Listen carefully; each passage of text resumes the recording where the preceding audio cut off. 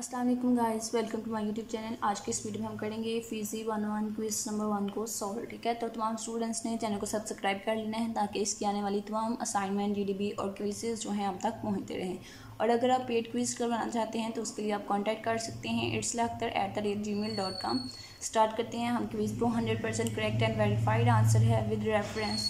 तो स्टार्ट करते हैं। जो सबसे पहला हमारे पास एमसीक्यूज है वो क्या है कि which of the following means negative correlation. ठीक है, तो हमें यहाँ पे कुछ स्टेटमेंट्स गिवन हैं, तो हमने बताना है कि इन स्टेटमेंट में से कौन सी स्टेटमेंट जो है वो ट्रू है, जो डिफाइन कर रही है नेगेटिव कोरिलेशन को। ठीक है, तो क्या स्टेटमेंट्स हैं कि high values of one variable are associated with low values of other, low values of one variable are associated low value of other, no relationship between two variables, high values of one variable are associated with high values of other। ठीक है, तो negative correlation जो है उसमें हमारे पास क्या होता है कि दो चीज़ें जो हैं वो एक दूसरे से ऑपोजिट होती हैं और रिलेशन में होती हैं। ठीक है, जैसे यहाँ पे आप देख सकते हैं कि high values of one variable, ठीक है, कि एक वेरिएबल है जिसकी वैल्यूज़ हाई हैं, ठीक है, वो एसोसिएट कर रही है, वो लिंक कर रही है किससे, दूसरे वेरिएबल से जिसकी वैल्यू जो है वो लो हैं। ठीक है, तो वैल्यूज़ जो हैं वो एक दूसरे के ऑपोजिट हैं और एक दूसरे से वेरिएबल जो हैं वो एसोसिएट हैं, उनका रिलेशनशिप है। तो इट्स मीन कि ये वाला ऑप्शन जो है ये हमारा करेक्ट आंसर होगा।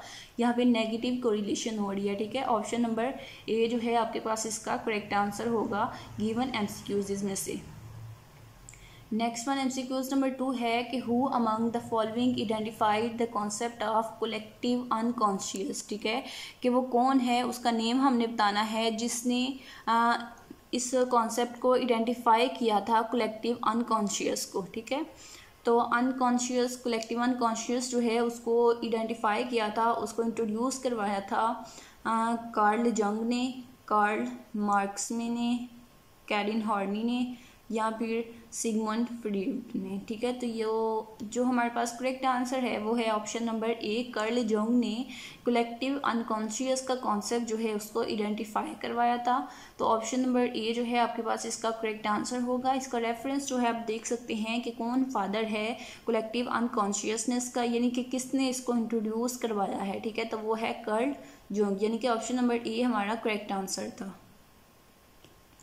नेक्स्ट वन है कि वाई पीपल बाय थिंग्स। ठीक है, लोग चीज़ें जो है वो क्यों खरीदते हैं। Which branch of psychology studies this phenomena. ठीक है, तो हमने बताना है ये जो स्टेटमेंट हमें गिवन है कि वाई पीपल बाय थिंग्स, लोग चीज़ें क्यों खरीदते हैं।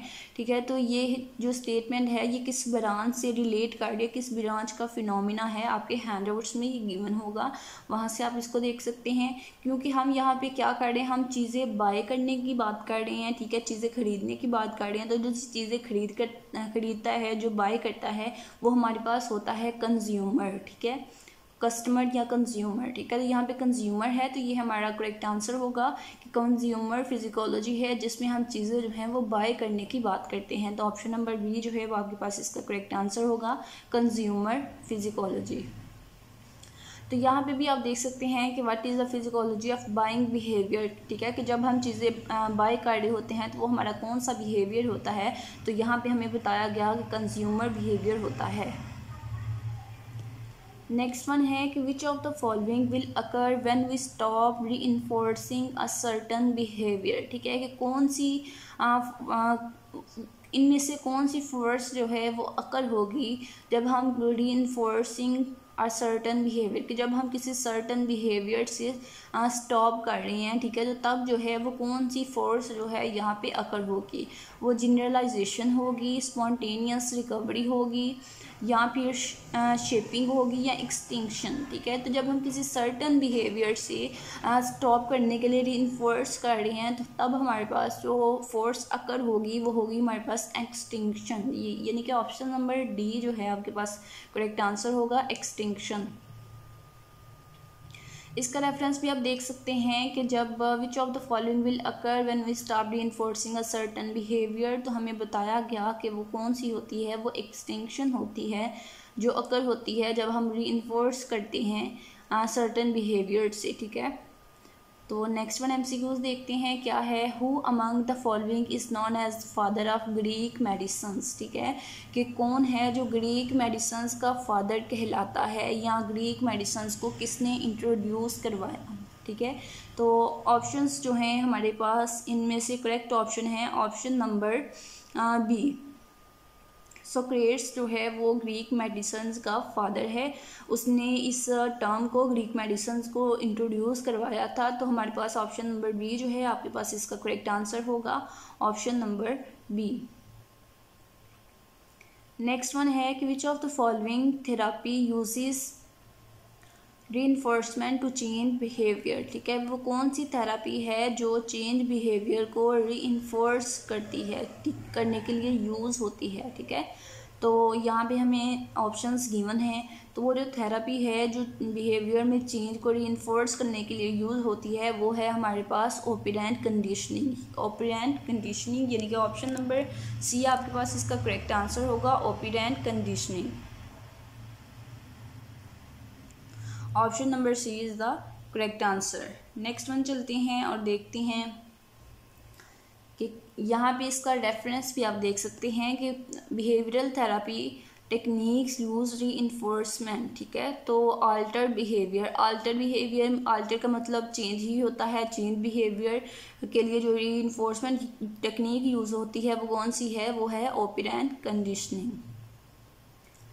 नेक्स्ट वन MCQs है, which of the following term refers to change in one's experience due to change in brain structure, ठीक है। कि वो कौन सी टर्म जो है वो वंस एक्सपीरियंस में चेंज लाती है, किसकी वजह से, ब्रेन स्ट्रक्चर में चेंज की वजह से एक्सपीरियंस, वन के एक्सपीरियंस में चेंज आता है, उस टर्म को क्या कहते हैं, ठीक है। तो उस टर्म को हम कहते हैं आइसोमॉर्फिज्म, आइसोमॉर्फिज्म, ठीक है। ऑप्शन नंबर सी आपके पास इसका करेक्ट आंसर होगा, आइसोमॉर्फिज्म, ठीक है। ऑप्शन नंबर, यहाँ पे आप देख सकते हैं कि Kohler also talked about isomorphism change in brain structure yield change in experience, ठीक है।